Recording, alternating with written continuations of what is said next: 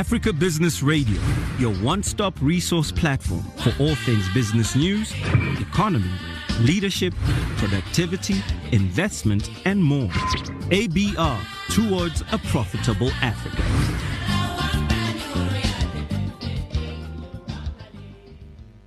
Good evening, everyone, and thank you for coming. My name is Soji Akinabi, and welcome to Africa Business Radio.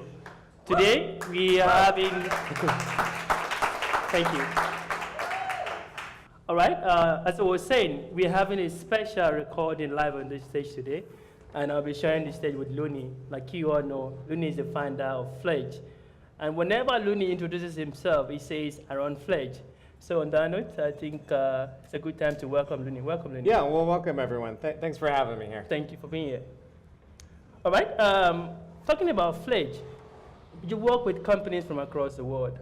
Why is there so many from Africa? Yeah, so I get this question a lot, right?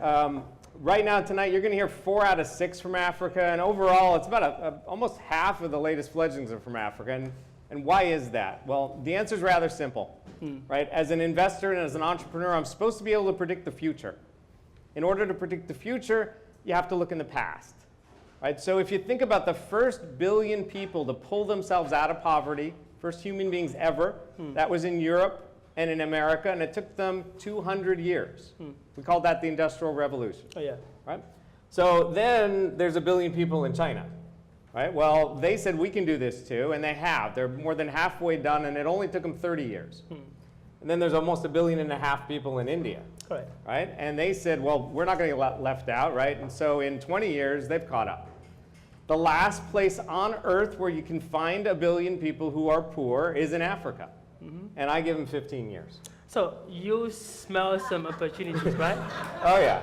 All right, so imagine this. Imagine I give, no, not you. Imagine I give you $1 million. Okay, I give you $1 million and a time machine.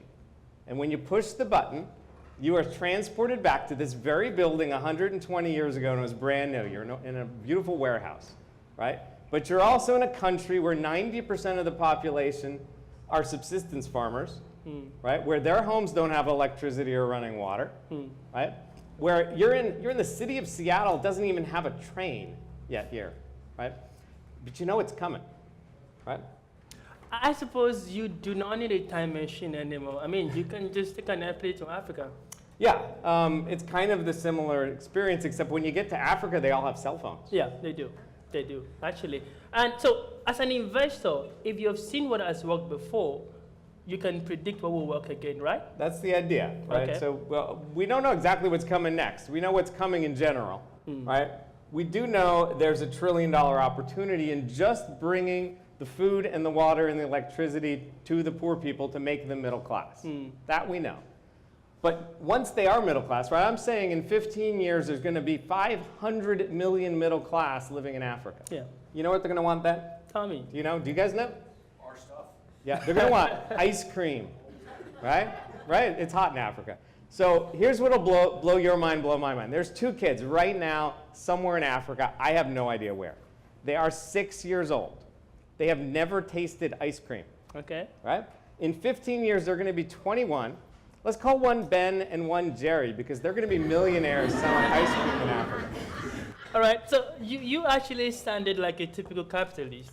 Well, I am a capitalist, right? So I'm a conscious capitalist. Okay. Right? And the difference is that Fledge is a for-profit. All the fledglings are for-profit. We're all mission-driven for-profits who are bringing these services to the people who need them in order to make money and scale up and make a few $1 trillion. I would say that should be for a profit, conscious company that is telling these stories as well. I mean, this narrative, well, this new narrative of Africa. There should be, there is, right? Yeah. So this is why Africa Business Radio was invited here, because we need to tell these stories. If you go to Africa and you turn on CNN or BBC or CNBC, they're all there. Yeah. If you turn them on, they're still talking about the colonial economy. They're still talking about oil and diamonds and minerals, right? They're not talking about the story that's staring them in the face, which is this rising middle class. And for the same purpose, I started Africa Business Radio 2 years ago as an independent source of business information from across Africa, We cover from emerging startup stories to macroeconomic stories across the continent. We have a team of about 15 independent journalists and, of course, 3 full-time staff. And these guys are spread across from Nairobi in Kenya to Lagos in Nigeria to Accra in Ghana, even to Lusaka in Zambia.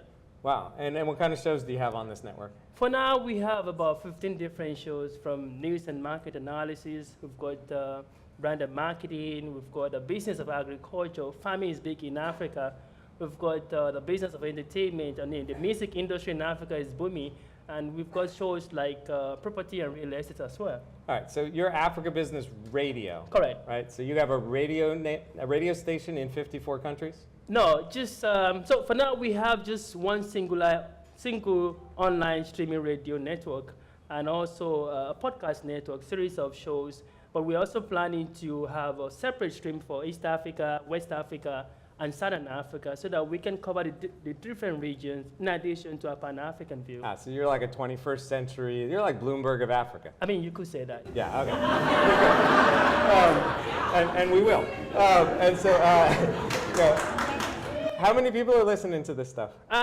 60,000 unique listeners. 60,000? Right? Yeah, 60,000, okay. yeah.